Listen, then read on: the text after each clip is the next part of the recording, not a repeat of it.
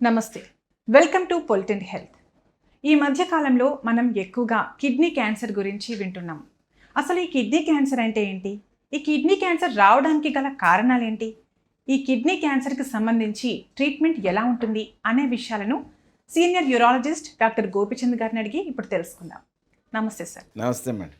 Sir, ఈ మధ్య kidney cancer కేసులు ఎక్కువగా వస్తున్నాయి. అసలు ఈ కిడ్నీ క్యాన్సర్ అంటే ఏంటి? ఎలాంటి లక్షణాల ద్వారా అది కిడ్నీ క్యాన్సర్ అని తెలుసుకోవచ్చు?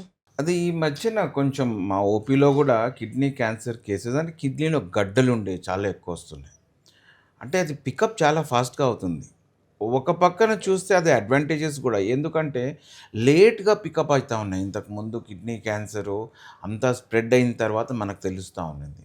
ఇప్పుడు అట్లా కాకుండా అర్లీ స్టేజ్లోనే పికప్ అవుతుంది. ఎస్పెషలీ ఈ కిడ్నీ క్యాన్సర్ అన్ని పికప్ అయ్యేది అల్ట్రా స్కాన్ ద్వారా. స్టార్టింగ్లో ఈ గడ్డలకి ఏం లక్షణాలు ఉండవు. అది మెయిన్ ప్రాబ్లం ఏంటంటే స్టార్టింగ్లో జీరో సిమ్టమ్సే ఉంటాయి. స్టార్టింగ్లో స్టేజ్ 1లో జీరో సిమ్టమ్స్, స్టేజ్ 2లో జీరో సిమ్టమ్స్ వచ్చేతలకి సిమ్టమ్స్ అంటే సివియర్ పెయిన్, యూరిన్లో రక్తం రావడము, ఈ రెండు కలిపి హిమాచ్యూరియా ప్లస్ ఫీవర్ ప్లస్ అప్పుడప్పుడు గడ్డలు కనిపి అంటే పూర్తిగా ఆ ఏరియాలంతా స్వెల్లింగ్, ఈ మూడు ఉంటే అప్పుడు మనకు తెలుస్తూ ఉన్నింది. కానీ ఈ మధ్యకాలం మనము బికాజ్ ఆఫ్ అల్ట్రాసౌండ్ స్కాన్ చేస్తూ ఉంటాం కదా, దాంట్లో చిన్న చిన్న గడ్డలు పికప్ అవుతున్నాయండి. ఆ చిన్న చిన్న గడ్డలు పికప్ అయ్యేతలకి మనం అర్లీగా ట్రీట్మెంట్ ఇస్తే కంప్లీట్ క్యూర్ ఉంటుంది ఈ కిడ్నీ క్యాన్సర్ గడ్డలకి. కిడ్నీలో గడ్డలు ఎందుకు వస్తాయి sir? Most of the time ఈ గడ్డలు వచ్చేది జెనెటిక్, హెరిడిటరీ, కొన్ని కారణాలు కూడా మల్టీ ఫ్యాక్టోరియల్, అంటే మల్టిపుల్ ఫ్యాక్టర్స్ ఉంటాయి. రేర్గా స్మోకింగ్ వల్ల, కొంతమంది సివియర్ ఒబేసిటీ ఉంటుంది దానివల్ల వస్తుంది, కొంచెం అన్కంట్రోల్డ్ హైపర్ టెన్షన్, డయాబెటీస్ ఇవన్నీ ఉన్నా కూడా కొంచెం ప్రీడిస్పోజ్డ్ ఉంటారండి.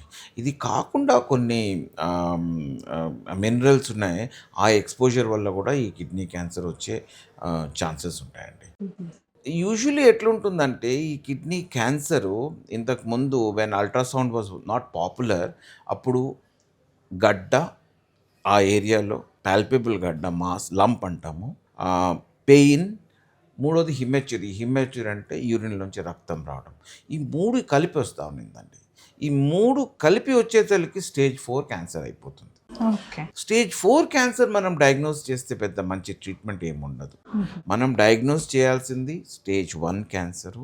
స్టేజ్ 1 క్యాన్సర్ మనం డయాగ్నోస్ చేయాలంటే రెండు ఇంపార్టెంట్ ఏంటంటే సిమ్టమ్స్ లేకుండా కూడా హెల్త్ చెకప్ చేయించుకోవడము, ఎస్పెషలీ యూరిన్ రొటీన్ ఎగ్జామినేషన్, అంటే జస్ట్ యూరిన్ ఎగ్జామినేషన్, దాంట్లో ఆర్బీసీ అంటే బ్లడ్ సెల్స్ ఉంటే మాత్రం ఇంకా కొంచెం లోతుగా దానికి ఇన్వెస్టిగేట్ చేయడం అల్ట్రాసౌండ్ స్కాన్ ద్వారా.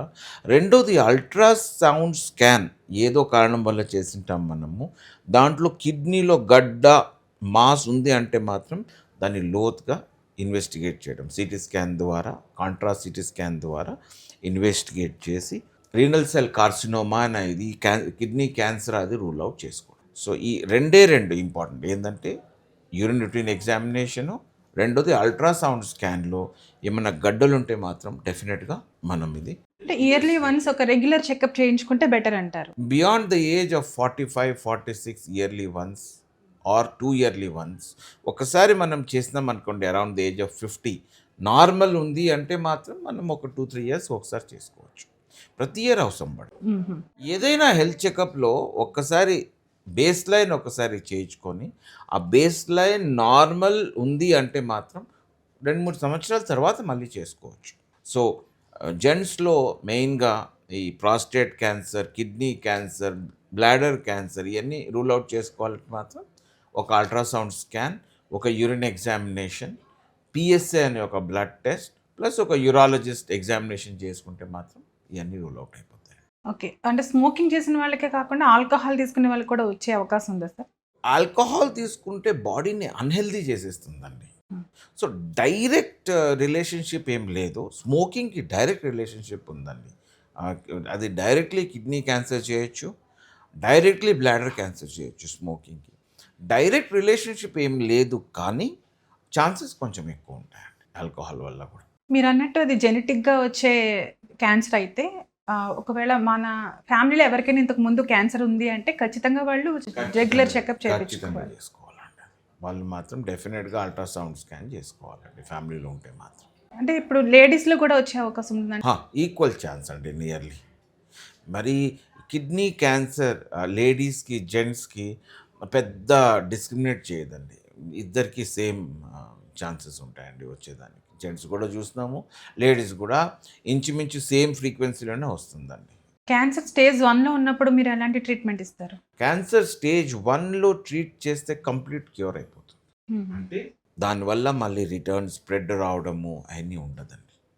So stage 1 10 years survival rate more than 95% ఉందండి. స్టేజ్ 1లో ప్రాపర్గా ట్రీట్మెంట్ తీసుకుంటే మాత్రం నియర్లీ కంప్లీట్ క్యూర్ లాగా అనుకోండి. అది జస్ట్ అప్పుడప్పుడు వచ్చేసి చూపించుకోవాలా, కానీ అది కంప్లీట్ క్యూర్ లాగే మంచి normal any other person life ఎట్లా స్పెండ్ చేస్తారో అట్నే సేమ్గా స్టేజ్ 1 క్యాన్సర్ ఉంటే మాత్రం నియర్లీ సేమ్ లైఫే ఉంటుందండి. స్టేజ్ 1లో కంప్లీట్ కిడ్నీ తీయడం కూడా ఉండదు, అంటే టోటల్ నెఫ్రెక్టమీ కూడా చేయము. స్టేజ్ 1లో పార్షియల్ నెఫ్రెక్టమీ. పార్షియల్ అంటే జస్ట్ ఆ గడ్డ మాత్రమే తీయొచ్చు. ఆ పూర్తి కిడ్నీ మనం సేవ్ చేసేసి ఆ గడ్డ మాత్రమే తీయొచ్చు. There are different methods.